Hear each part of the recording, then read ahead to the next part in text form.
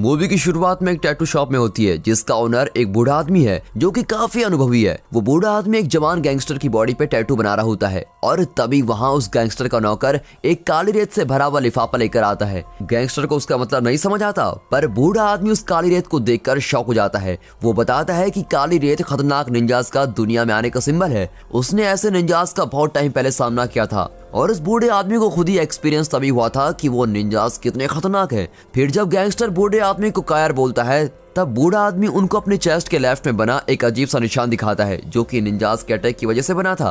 फिर बूढ़ा आदमी गैंगस्टर और उसके साथियों को बताता है कि उसके जन्म से ही उसका दिल राइट साइड में है जिसकी वजह से वो अभी तक जिंदा है। अब अचानक से एक आदमी का सर दो हिस्सों में काट दिया जाता है, सभी जगह खून ही खून फैल जाता है और फिर एक तार ऊपर छत से नीचे आती है और एक आदमी को फंसाकर ऊपर खींच लेती है। जब उस आदमी को नीचे फेंका जाता है तब उसके पेट के कुछ हिस्से नीचे आते हैं। निंजास अभी भी अंधेरे में छुपे हुए हैं और बाकी बचे हुए लोगों को भी एक ही बार में काट देते हैं और सारा खून खराब हो जाता है। फिर सभी के मरने के बाद निंजास रूम के अंधेरे वाले कॉर्नर से बाहर आते हैं। फिर हमें अगले सीन में जापान के ओजुनु कबीला को दिखाया जाता है। ये कबीला एक निंजास का कबीला है जिसको निर्दयी लॉर्ड ओजुनु चलाता है। ये कबीला पूरी दुनिया के बच्चों को इकट्ठा करता है और इन बच्चों को बहुत ही टफ ट्रेनिंग दी जाती है जिससे वे निंजा बन जाए। ये निंजास वर्ल्ड के बड़े बड़े लीडर्स में पॉपुलर हैं और बाकी दुनिया से छुपे हुए होते हैं। कोई भी इंसान अगर उस कबीले को 100 पाउंड्स गोल्ड देगा तो वो उन निंजास को यूज करके किसी को भी जान से मरवा सकता है। ओजुनु कबीला बहुत सालों से छुपा हुआ है और ऐसे काम कर रहा है और Russian president, Japanese prime minister और बहुत से बड़े नाम वाले लोगों को मारने के पीछे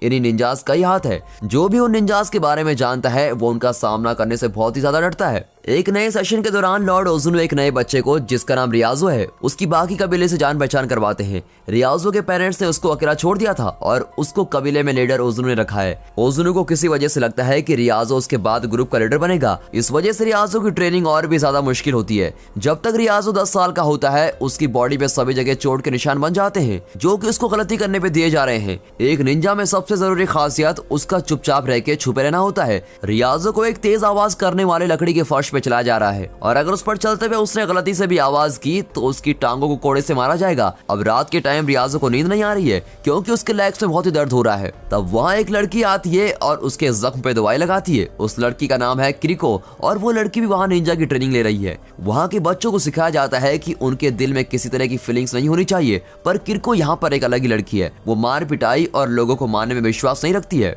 अब टाइम बहुत ही जल्दी निकलता है। रियाजो और किरको साथ साथ बड़े होते हैं, कभी मुश्किल से ही बात करते हैं पर हमेशा एक दूसरे को ढूंढते रहते हैं। रियाजो ओजुनु का ट्रेन की आवाज सबसे टैलेंटेड निंजा बन जाता है, पर एक लड़ाई के दौरान दिखाया जाता है कि रियाजो अपने एक सीनियर तेकेशी से हार जाता है। तेकेशी उसको बेईमानी से हरा देता है। मास्टर ओजुनु उस बेईमानी को अलाउ कर देते हैं और रियाजो को कमजोर बता देते हैं। ओजुनु एक फिंगर टेक्निक रियाजो पे यूज करता है जिस वजह से उसको बहुत ही दर्द होता है। अब इसके बाद ओजुनु बहुत मुश्किल टेस्ट लेता है जिसमें रियाजो को बिना किसी मेडिकल ट्रीटमेंट के पूरी रात गुजारनी है। जब अगली सुबह ओजुनु ट्रेनिंग के लिए आता है तो अपने स्टूडेंट्स रियाजो को तैयार देखकर बहुत ही प्राउड फील करता है कि रियाजो ने मुश्किल टेस्ट पास कर लिया है। जल्दी रियाजो कबीले का सबसे टैलेंटेड निंजा बन जाता है और आंखें और हाथ पे पट्टी बंदी होने के बावजूद भी वो अपने अपोनेंट्स को हरा देता है। किरिको को उस पर फख्र होता है, पर वो ओजुनु की जिंदगी जीने के रूल्स को बिल्कुल पसंद नहीं करती। वो बार बार कबीले के रूल्स को तोड़ती रहती है और उसको रियाजो काफी बार वार्न भी करता है। रियाजो को डर होता है कि अगर लीडर ओजुनु को पता चल जाएगा तो वो किरिको का दिल निकाल कर उसको मार देगा, पर वो हमेशा यही बोलती है कि उसका दिल हमेशा रियाजो के साथ है और कोई भी उसका दिल नहीं चुरा सकता। अब एक ट्रेनिंग के दौरान किरिको को एक चाकू के साथ अपने अपोनेंट को हार्म करने को बोला जा रहा है। जब किरिको ऐसा नहीं कर पाती तो ओजुनु उसके फेस को काट देता है और उसको एक केज में डाल देता है। रियाजो चुपचाप किरिको से मिलने जाता है जिसको एक केज में बंद किया हुआ है और उसको पानी पिलाता है। फिर कुछ दिन बाद एक रात को बारिश हो रही होती है। किरिको वहां से भागने के लिए एक दीवार पर चढ़ जाती है और वो रियाजो को अपने साथ चलने को बोलती है, पर रियाजो वहीं रुकने का डिसाइड करता है और अपने कबीले के साथ रहना चाहता है क्योंकि उसको लगता है कि उसके पास कबीले के अलावा और कोई भी नहीं है। फिर किरिको को पकड़ लिया जाता है और उसको मारने का डिसाइड किया जाता है। सीनियर तेकेशी सभी के सामने किरिको के दिल पे वार करके उसको मार डालता है। अब उस दिन रियाजो का एक हिस्सा मर जाता है, पर फिर भी वो कबीले के साथ लॉयल रहने का सोचता है। अब कुछ साल गुजर जाते हैं और सीन बर्लिन के यूरोपोल हेडक्वार्टर्स में दिखाया जाता है। वहाँ एक रिसर्चर जिसका नाम मिका है, उसको ओजुनु के कबीले के होने के कुछ सबूत मिलते हैं। उसको पता नहीं होता कि ये कबीले के बारे में जानकारी कितनी खतरनाक हो सकती है और वो ये जानकारी लेके अपने सीनियर मॉस्लो के पास जाती है, लेकिन सीनियर मानने से मना कर देता है। पर मिका उसको रिपोर्ट दिखाती है जो कि रिलेशन दिखाती है कि लीडर्स ने पैसे दिए हैं बहुत बड़े बड़े लोगों को मरवाने के लिए। मॉस्लो को अब इसमें इंटरेस्ट आ जाता है और वो डिसाइड करता है कि वो इस बारे में और अच्छे से पता लगाएगा। फिर उनको पता चलता है कि एक बड़ा केजीबी एजेंट जिसका नाम सावाटिन है, पास्ट में उसने भी ऐसे ही कुछ रिपोर्ट्स बनाई थी। जब उसकी बात लोगों तक पहुंचने लगी तो उसको उसकी जॉब से निकाल दिया गया था और फिर उसको मार भी दिया गया था। फिर हमें दिखाया जाता है कि रियाजो भी बर्लिन में है और वो एक बेकार से अपार्टमेंट में एक स्पेशल काम के लिए रह रहा है। वो हमेशा की तरह अपने मास्टर की सिखाई मुश्किल ट्रेनिंग कर रहा होता है। अब एक दिन वो एक लॉन्ड्री शॉप में जाता है और वहाँ उसको एक लड़की मिलती है। वो अच्छी दोस्ताना दिख रही होती है, पर तभी उस लड़की को पहचान लेता है कि वो लड़की तो एक निंजा है। वो दोनों एक दूसरे पर अटैक कर देते हैं और उनके बीच जबरदस्त फाइट चलती है। फिर वहाँ दिखाया जाता है कि वॉशिंग मशीन से ब्लड बाहर आ रहा है और उसके अंदर उसी लड़की की बॉडी घूम रही होती है। और दूसरी तरफ मिका अपनी इन्वेस्टिगेशन जारी रखती है और सवाटिन की वाइफ से मिलने पहुंच जाती है। सवाटिन की वाइफ बोलती है कि उसका हस्बैंड एक स्ट्रॉन्ग हिम्मत वाला आदमी था, पर ये सब घटना होने के बाद से उसके पति के लिए सब बदल गया। उसका पति इतना डर गया था कि घर के सभी दरवाजे और खिड़कियों पर कम से कम 2 लॉक्स तो लगाता ही था और घर के सभी कोनों में हमेशा लाइट रहती थी। उसने अंधेरे के लिए कोई जगह नहीं छोड़ी थी जिससे कोई निंजा छुप सके। पर फिर एक रात लाइट चली गई और उसका पति मर गया।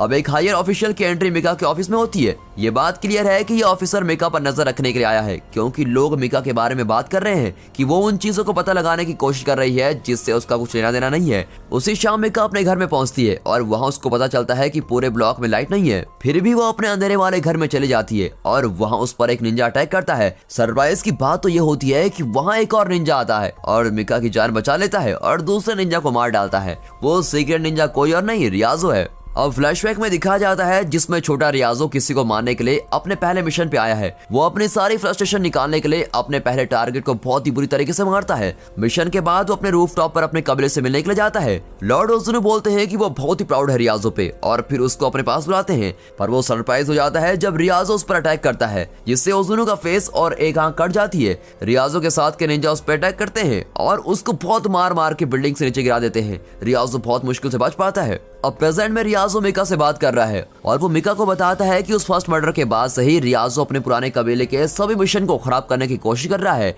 और इसी वजह से उसने मिका की जान बचाई है। अब वो दोनों ड्राइव करके एक होटल जाते हैं और वहाँ कपड़े चेंज करते हैं, क्योंकि निंजास अपने शिकार को ढूंढने के लिए एक स्पेशल स्मेल टेक्निक यूज करते हैं। फिर मिका मॉस्लो को कॉल करती है और बताती है कि वो रियाजो के साथ है। मॉस्लो को रियाजो को पकड़वाने के लिए ऑर्डर्स दिए गए हैं। मॉस्लो को पता है कि रियाजो उनका मेन टारगेट नहीं है और उसको अपने आप को बचाने के लिए ऑर्डर्स को मानना पड़ेगा। जब वो तीनों अपने नेक्स्ट स्टेप को डिस्कस करने के लिए मिलते हैं, रियाजो को पुलिस घेर लेती है और अरेस्ट भी कर लेती है। उसको एक हाइड आउट में ले जाया जाता है जहां उसको अकेले चेन में बांध कर रखा हुआ है। अब मिका को पता लग जाता है कि मॉस्लो ने ही रियाजो को अरेस्ट करवाया है, पर फिर भी मॉस्लो रियाजो को छोड़ने से मना कर देता है क्योंकि रियाजो प्रिजन में सेफ है। रात को मिका रियाजो के पास जाती है और उसको पानी देती है। रियाजो तब बताता है कि उसको मारने के लिए निंजास कुछ ही सेकंड्स में आने वाले होंगे। मिका ये बात मॉस्लो को बताती है, पर बहुत लेट हो जाती है। लाइट चले जाती है और निंजास अंधेरे से बाहर आते हैं। सबसे एडवांस हथियार होने के बाद भी सोल्जर्स और निंजा के सामने वीक साबित होते हैं। मिका रियाजो की चेन खोल देती है। इससे पहले कोई उसको मारे, रियाजो निंजा से लड़ाई करता है और मिका को भाग जाने को बोलता है क्योंकि वो दोनों की जान नहीं बचा सकता। रियाजो ओजुनु के कबीले का सबसे बेस्ट स्टूडेंट होता है, पर फिर भी इतने सारे निंजा को एक साथ मारने के लिए उसको बहुत मुश्किल होती है। आखिर में वो और तेकिशी एक रोड पर मिलते हैं। तेकिशी रियाजो को मारने के लिए अपनी स्वॉर्ड उठाता है, बट मिका सही वक्त पे आके तेकिशी को अपनी कार से उड़ा देती है। मिका रियाजो को होटल ले आती है। बहुत सारे इंजरी के बाद भी रियाजो डॉक्टर के पास जाने से मना कर देता है। अब नेक्स्ट सीन में मिका बेहोश रियाजो के साइड में बैठी है और उसकी बेहोशी में उससे बात कर रही है। वो रियाजो से माफी मांगती है और उसको थैंक्स भी बोलती है उसकी लाइफ बचाने के लिए। मिका फिर एक ट्रैकिंग डिवाइस निकालती है जो उनकी लोकेशन मॉस्लो को बताता है, पर पुलिस के आने से पहले निंजा आ जाते हैं और रियाजो को किडनैप कर लेते हैं। जब पुलिस आती है तो उन्हें बस सोफे पे बैठी हुई मिका मिलती है। मिका उनको बताती है कि रियाजो को किडनैप हुए 10 मिनट हुए हैं। अब कबीले के बेस को दिखाया जाता है। रियाजो को लॉर्ड ओजुनु के पास ले जाया गया है। ओजुनु उसको लास्ट चांस देता है माफी मांगने का, बट रियाजो मना कर देता है। ओजुनु गुस्सा इसलिए है क्योंकि उसको लगता है कि रियाजो ही कबीले का मास्टर बनेगा। ओजुनु रियाजो को वहीं खड़ा करता है जहां किरिको को मारा गया था। रियाजो को फिर फिंगर जैबिंग टेक्निक से 3 बार मारता है।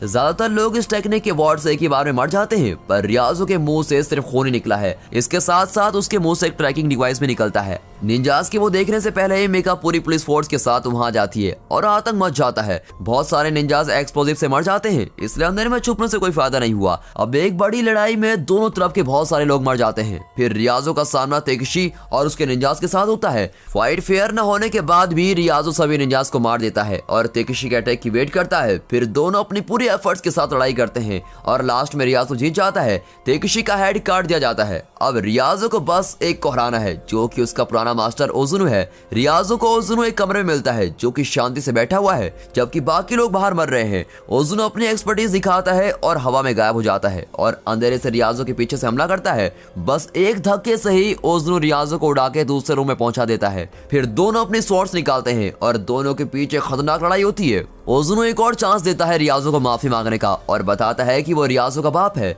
रियाजो गुस्से और फ्रस्ट्रेशन से बोलता है कि वो किसी का बेटा नहीं है और जिस सेकंड वो ओजुनु को मारेगा वो सेकंड उसकी लाइफ की पहली सांस होगी। और ऐसे बोलते ही दोनों एक दूसरे से लड़ने के लिए आगे जंप करते हैं पर ओजुनु दोबारा गायब हो जाता है। अब अचानक से मिका रूम में रियाजो की हेल्प करने के लिए एंटर करती है बट तभी वहां ओजुनु अंधेरे से वापस आता है और मिका पे अटैक करता है और अपनी स्वॉर्ड को उसकी छाती में घुसा देता है। अब लड़ाई ओजुनु जीत रहा होता है। फिर रियाजो सेम ट्रिक यूज करके उसकी बॉडी को काट डालता है। आखिर में ओजुनु अपने कंधे पे स्वॉर्ड लगने से मर जाता है। रियाजो मिका को लेकर बाहर आता है और डॉक्टर उसका इलाज करते हैं। मिका का दिल चेस्ट की राइट साइड में होता है जिसका मतलब है कि वो ठीक हो जाएगी। अब लास्ट के सीन में रियाजो एकेडमी की दीवार से जंप करता है जैसा कि किरिको चाहती थी। और दोस्तों यहाँ पर ये मूवी खत्म होती है। मुझे उम्मीद है आपको मूवी और वीडियो अच्छी लगी होगी तो वीडियो को एक लाइक और चैनल को सब्सक्राइब अभी कर दें। And finally thanks for watching.